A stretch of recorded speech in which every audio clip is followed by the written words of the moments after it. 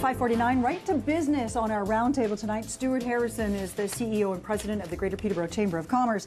And the credit card fraud situation in our community and for small businesses is such a big issue that we have carried this over from Business 911 of last week. Yes. So you want to do a quick kind of update on some of the stories that we saw covered actually on Chuck's television last week. Yeah, and kudos to the company and for you guys to carry this story and for the companies to step forward because, you know, it can be embarrassing. You know, you've been rooked out of a whole bunch of money, and in the one case was $7,000. So, you know, devastating for some of those businesses. So kudos to them to come forward. Here's what typically happens. The phone rings, there's a sale. In this case, it was $7,000 worth of product. They gave the credit card number over the phone. They picked up the product the next morning. Nobody's any the wiser until a week or two later, all of a sudden they get a notice from the credit card company that the money has been taken out of their account because the credit card was fraudulent. So it's all of a sudden, and you've got nowhere to go because it's not the bank, it's not the credit card company, it's actually a company that operates in between those two, and they provide businesses with the opportunity to do credit card transactions.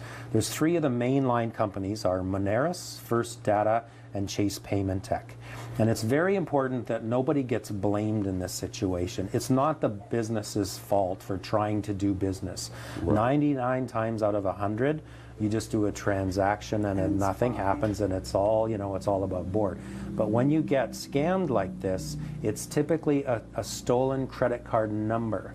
And it's as simple as your waiter at the restaurant just writing down your number when you cash in and your expiry date. And a lot of times the business, that's all they do. They take the credit card number, the expiry date, and you're good to go, right?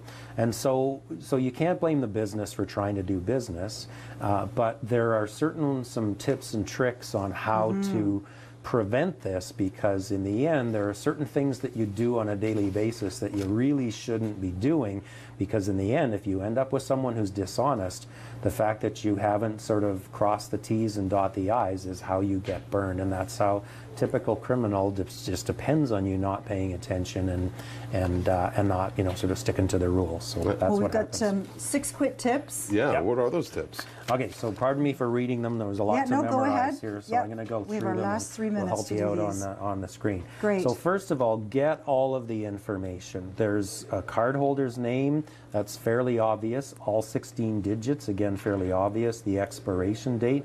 The verification code from the back of the card. Get an address and a phone number from the cardholder.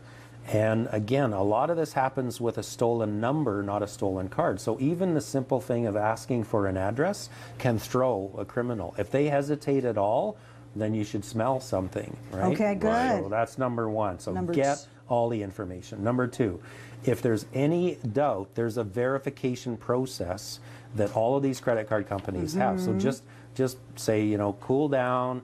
I'm going to have to verify this. I'll call you back to confirm the sale, all of that sort of thing.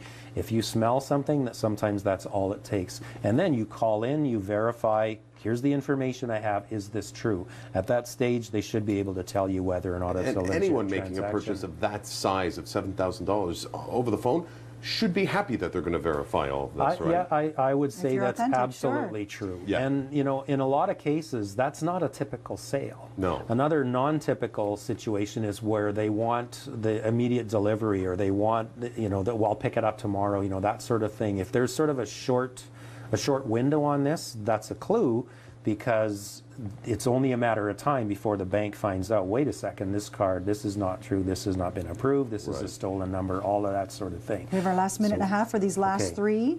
So that's the next day delivery? The number is next day delivery. It's a red flag. Once you've shipped the merchandise, you're done. It's gone, and you're likely not going to find it again. So sort of summarize it by saying validate, validate, validate, and you know, the whole process is there for you. Don't cut corners, especially if you're not sure if this is too good to be true. All of that sort of stuff should be a red flag.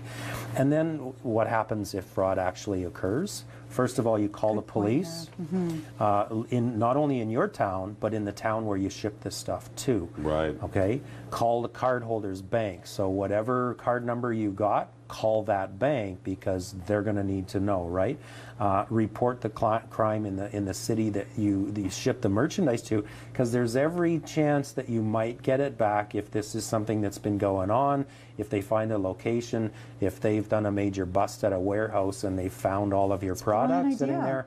So it doesn't hurt. Don't just say, well, nobody's going to do anything. Chances are they're not going to be able to, but you might just get your merchandise back. Stuart Harrison is the president and CEO of the Peterborough Chamber of Commerce. Find these tips online at their website, peterboroughchamber.ca. Okay, thank you so much for joining us, Stu, once all. again. All right, let's go to break.